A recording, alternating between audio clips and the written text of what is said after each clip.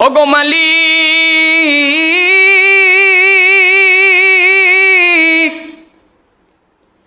এতদিন মক্কার কাফেরগুলো আমি মুহাম্মদকে অনেক যন্ত্রণা করছে, আমি মুহাম্মদের উপর জুলুম করছে।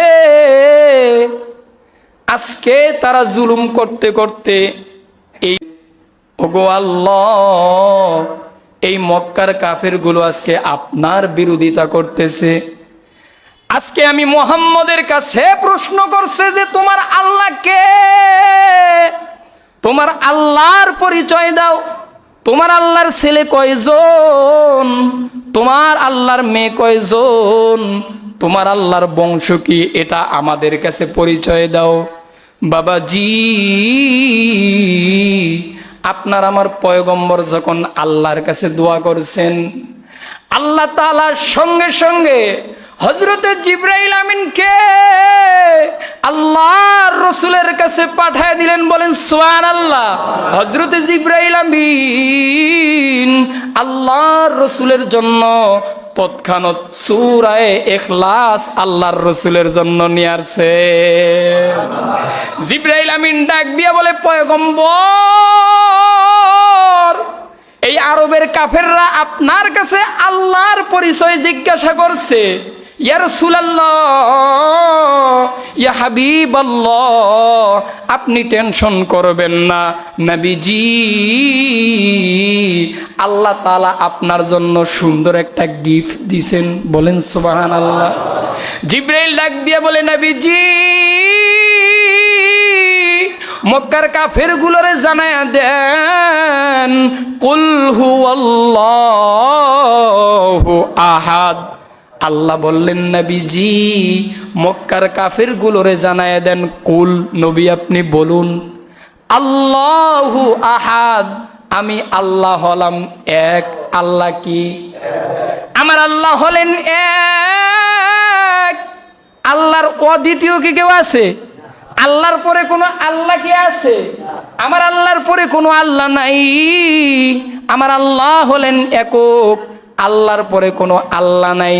ওই মক্কার কাফেরগুলো আল্লাহর রসুলকে জিজ্ঞাসা করছে, তোমার আল্লাহ কি স্বয়ং সম্পূর্ণ না অস্বয়ং সম্পূর্ণ? আল্লাহ তাআলা আল্লাহর রসুলকে ডাক দিয়া বলে, নবীজি, আপনি কাফেরগুলারে জানায়া দেন, আল্লাহুস সামাদ, আমি আল্লাহ হলাম স্বয়ং সম্পূর্ণ। বলেন সুবহানাল্লাহ। আমার আল্লাহ হলেন স্বয়ং সম্পূর্ণ। আমার আল্লাহ কারো মুখাপেক্ষী নয়। কথা বলেন ঠিক কিনা?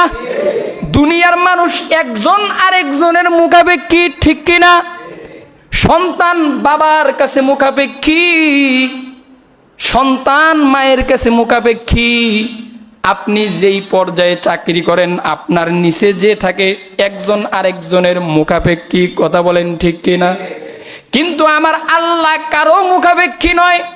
এই কথাটা আল্লাহ কোরআনে সূরা ইখলাসের 2 নম্বর আয়াতে আল্লাহ বলেন, আল্লাহুস সামাদ, আমি আল্লাহ কারো মুখাপেক্ষী নই। আমি আল্লাহ কারো মুখাপেক্ষী না। আমি আল্লাহ হলাম স্বয়ং সম্পূর্ণ। কারণ আমার আল্লাহর কোনো আকার নাই। আমার আল্লাহ হলেন নিরাকার। কথা বলেন ঠিক কিনা?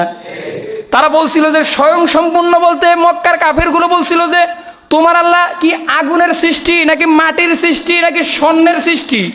আরে আগুন, মাটি, স্বর্ণ এগুলো কিন্তু সব হলো অস্বয়ং সম্পূর্ণ জড় পদার্থ। কথা বলেন ঠিক কিনা? মনে করেন আপনার একটা স্বর্ণ আছে, এই স্বর্ণটা যদি হারায়া যায়, তাহলে যদি স্বর্ণরে ডাক দেন, এই স্বর্ণ তুই হারায় গেছিস, আয় আমার কাছে, স্বর্ণটাকে আসবে। কারণ স্বর্ণটা হচ্ছে একটা জড় পদার্থ, অস্বয়ং সম্পূর্ণ। কিন্তু আমার আল্লাহ হলেন স্বয়ং সম্পূর্ণ। আল্লাহ বলেন, আল্লাহুস সামাদ, আমি আল্লাহ কারো মুখাপেক্ষী নয়। 3 নম্বর আয়াতে আল্লাহ তাআলা কাফেরদের প্রশ্নে আল্লাহর রসুলের জবাব দিছেন। কাফেররা আল্লাহর রসুলকে প্রশ্ন করছে, তোমার আল্লাহর ছেলে কয়জন? তোমার আল্লাহর মেয়ে কয়জন? তোমার আল্লাহর বংশ কি?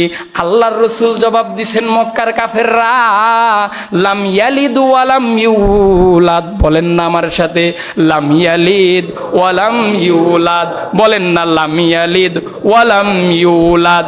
আল্লাহর রসুল মক্কার কাফেরগুলোর জবাব দিছে, এরে মক্কার কাফেররা লাম ইয়ালিদ ওয়া লাম ইউলাদ, আমার আল্লাহ কাউকে জন্ম দেয় নাই, তিনিও কারো থেকে জন্ম নেন নাই। সুবহানাল্লাহ।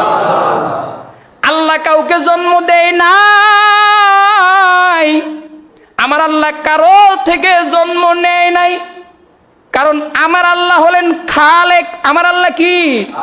আমার আল্লাহ হলেন সৃষ্টিকর্তা। আল্লাহ বলেন আর রহমান আল্লামাল কুরআন খলাকাল ইনসান আল্লামাহুল বায়ান। বলেন আল্লাহু আকবার। আল্লাহ বললেন খালাকাল ইনসান, আমি আল্লাহ হলাম ইনসানের খালেক। আমাদের খালিক কে? আমাদের সৃষ্টিকর্তা হলেন আল্লাহ। ওয়ালাকাদ খলাকনাল ইনসানা মিন সুলালাতিন মিন তিন।